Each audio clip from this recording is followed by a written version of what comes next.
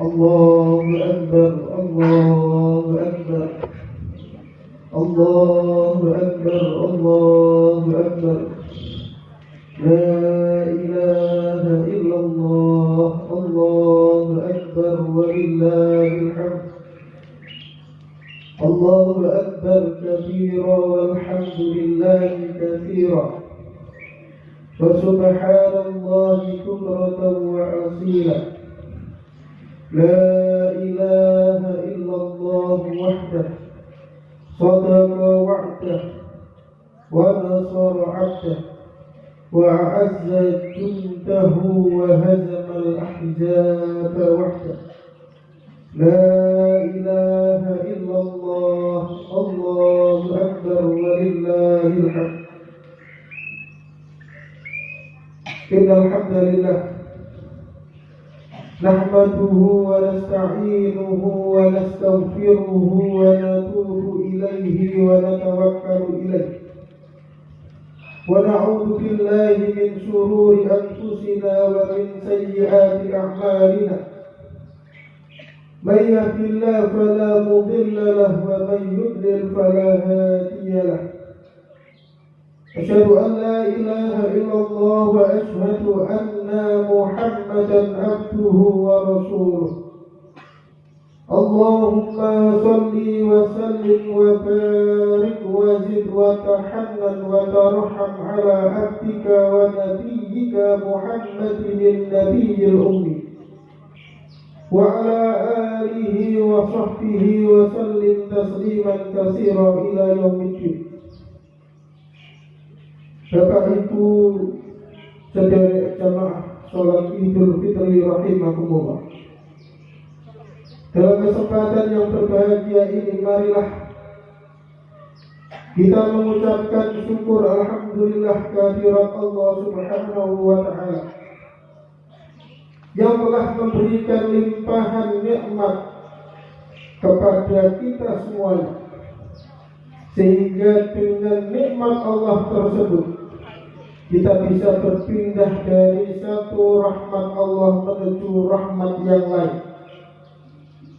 Dari rahmat Allah berupa syahrul Ramadan, kita berpindah kepada syahrul Syawal dalam keadaan tetap beriman kepada Allah, dalam keadaan tetap meyakini bahwa Muhammad adalah utusan Allah, dengan keadaan tetap meyakini bahwa Al-Quran adalah kitab pedoman paling benar sebagai penyempurna kitab-kitab terdahulu yang pernah diturunkan oleh Allah kepada para anbiya wa rasul. Dengan berpindahnya kita dari satu rahmat Allah kepada rahmat Allah yang lain, maka sikap kita sebagaimana bimbingan Allah Subhanahu wa Ta'ala dalam Al-Quran, Qul bi fadlillah wa bi rahmatihi wa bi dzalika falyafrahu. Kita umat Islam, orang yang beriman disuruh oleh Allah ketika kita diberikan keutamaan rahmat oleh Allah, wa bi dzalika falyafrahu. Kita disuruh untuk gembira, untuk senang menyambut rahmat Allah apapun itu. Karena apapun yang kemudian ditetapkan oleh Allah kepada kita adalah sebentuk kasih sayang yang diberikan oleh Allah, dan itu adalah takdir terbaik yang harus kita terima. Allahu Akbar, Allahu Akbar, la ilaha illallah, Allahu Akbar walillahil hamd. Di mana-mana pada hari ini kita mendengar takbir yang menggema, tapi mungkin di antara kita lupa bahwa ketika takbir itu berkumandang, ketika lafaz Allahu Akbar kita gemakan di seluruh penjuru dunia, maka sejatinya hal tersebut mengandung arti bahwa tidak ada yang lebih besar daripada Allah Subhanahu wa Ta'ala. Segala urusan yang mungkin kita punya itu kecil. Harta kita, kekayaan kita, jabatan kita, pangkat kita itu kecil. Tidak ada apa-apanya di mata Allah Subhanahu wa Ta'ala. Maka ketika kita mengucapkan lafaz takbir berulang-ulang, paling tidak di dalam hati kita kemudian muncul perasaan bahwa selain Allah tidak begitu penting.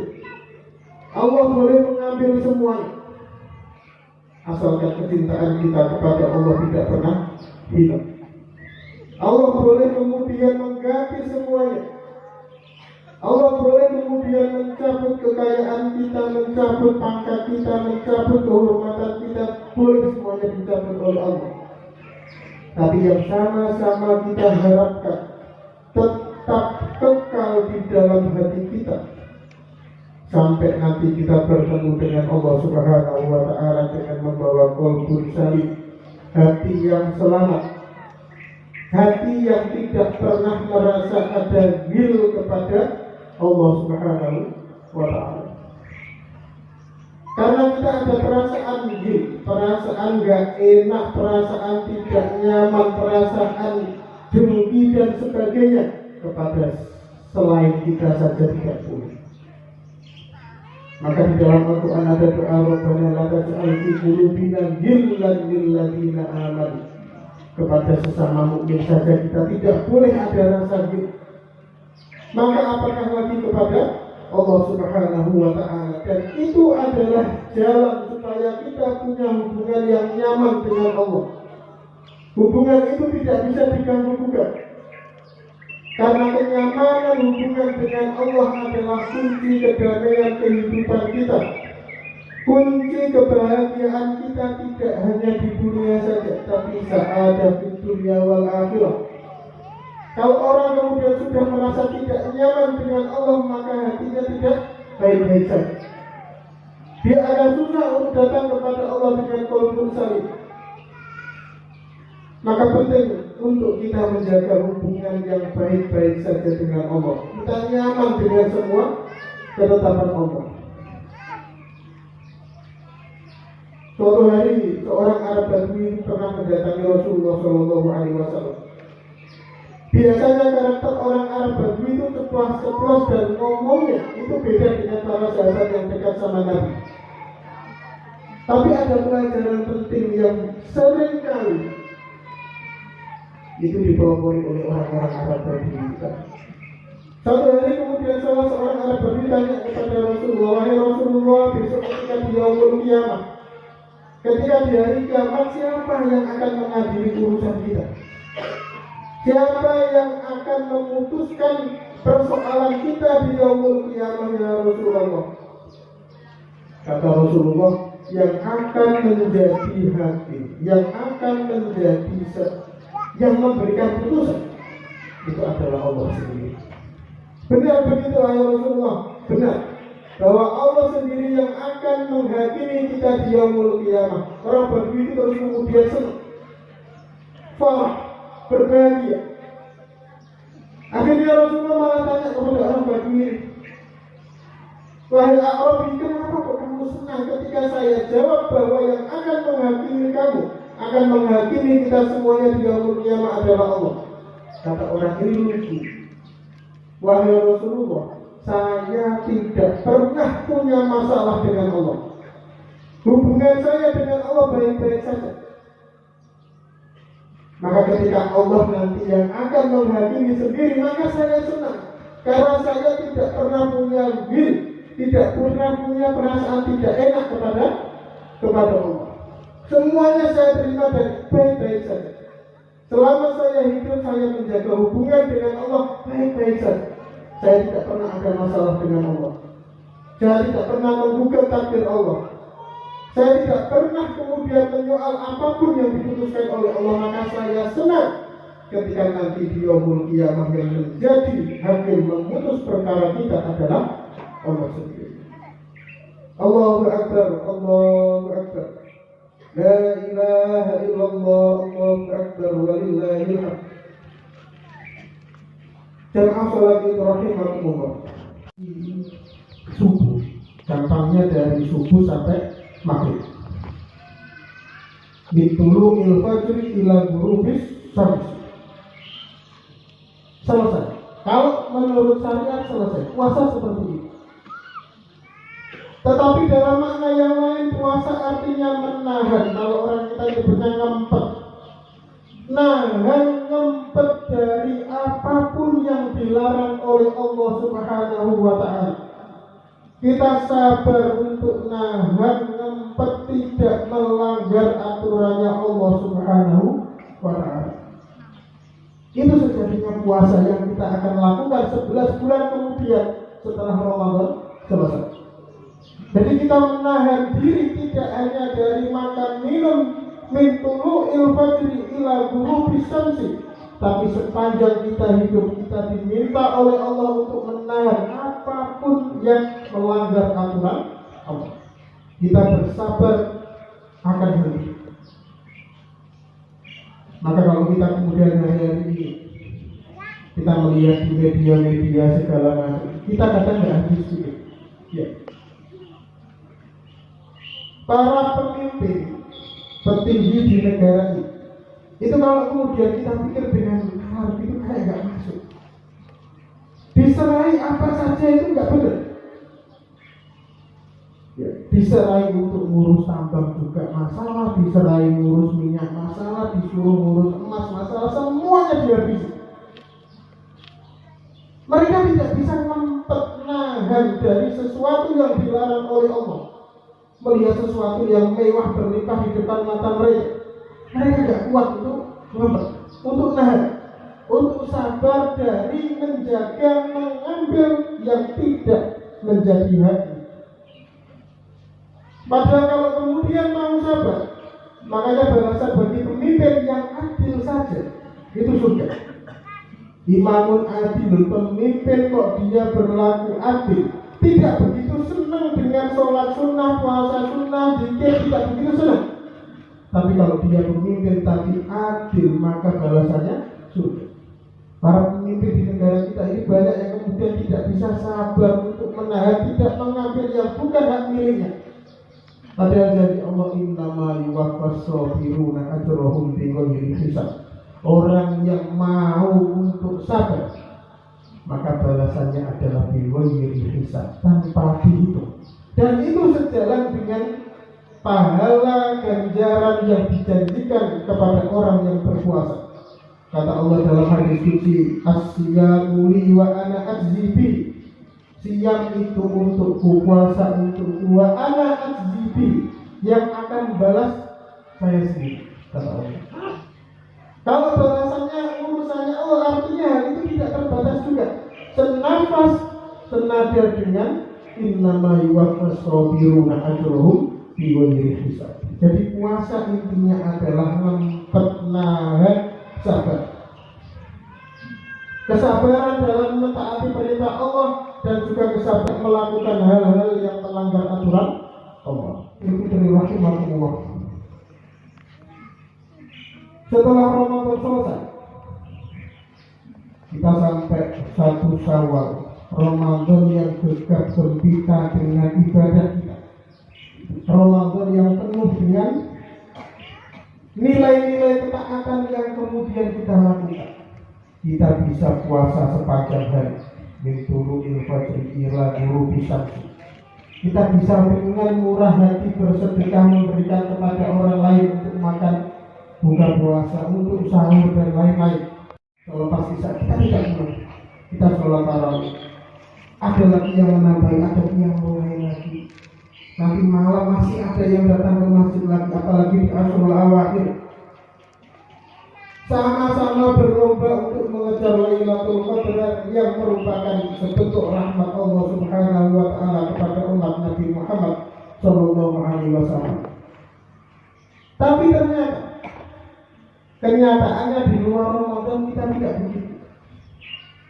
Tapi puasa bulan Ramadan membuktikan satu hal, bahwa aslinya kita itu kuat untuk puasa tiap hari. Kita bisa lebih suruh untuk berbagi tiap hari, aslinya bisa. Kita bisa untuk kemudian dia mulai meskipun di bulan di luar Ramadan. Kalau kita mau, ternyata penyakitnya kita adalah kita malas. Bukan karena apa-apa. Kalau kemudian yang lain beralasan saya sibuk kalau di luar bulan Ramadan, enggak, nyatanya di bulan Ramadan bisa. Nyatanya di luar bulan Ramadan bisa. Tilawatul Quran kita di luar bulan Ramadan dibandingkan di Ramadan tidak ada apa-apa. Bahkan ketika keluar dari Ramadan bisa-bisa kemudian Quran kita lupa. Naruhnya di mana itu? Setahun sekali Quran ini bicara. Ya Allah, yang mana Quran dulu? Kalau mau masuk Ramadan. Padahal aslinya kita bisa untuk tilawatul Quran sehari 1 halaman, 2 halaman. Yang mungkin kelasnya lebih tinggi 1 juz sehari 2 juz. Itu bisa aslinya kalau kita mau. Makanya kata Rasulullah SAW, aslinya orang Islam itu gampang untuk masuk surga. Semua orang Islam itu bisa masuk surga. Kata Rasulullah, tapi satu yang tidak bisa adalah ilaman abad, kecuali orang yang tidak mau. Kullu ummati yadkhulunal jannah illa man abad. Kata Rasulullah, semua umatku bisa masuk surga kecuali man abad, orang yang enggak mau. Kata sahabatnya, wahai Rasulullah, wa man ya'ba ya Rasulullah, masa ada orang yang kemudian enggan tidak mau masuk surga, wahai Rasulullah? Kata Rasulullah, man ata'ani dakhulal jannah wa man asani faqad aba. Yang mau taat kepadaku maka dia digaransi masuk surga. Tapi yang dia tidak mau maka dia bisa tidak masuk surga. Sama kalau kemudian kita kiaskan, kita analogikan, kita samakan dengan kasus Ramadan. Aslinya di luar Ramadan pun kita bisa untuk melakukan ketaatan perbuatan yang terpuji seperti halnya kita melakukan di bulan Ramadan. Faktornya yang membuat kita tidak bisa adalah kita abet, kita enggan, males kita. Kalau bahasa orang saya posonan, kalau posonan saja mau. Tapi di luar Ramadan kita, jadi aslinya memang tubuh kita itu sudah disetting untuk bisa melakukan itu. Tapi Ramadan membuat kita penuh gairah untuk melakukan ketaatan. Di luar Ramadan mungkin gairah kita berkurang. Masalahnya Ramadan selesai. Artinya 11 bulan kemudian kita akan menjalani bulan-bulan yang tidak Ramadan. Ada pada Ramadan. Setelah Ramadan terus gimana? Satu hari ketika Rasulullah SAW wafat, kalau dalam bahasa ulama bukan wafat tapi intikal ila rafiqil a'la. Semua sahabat tidak percaya masa Nabi Rasulullah yang seampun itu kok wafat. Maka sekian banyak sahabat tidak percaya dengan wafatnya Nabi. Sahabat Umar bin Khattab malah bawa-bawa pedang keliling, siapa yang bilang Muhammad telah wafat maka berurusan dengan saya.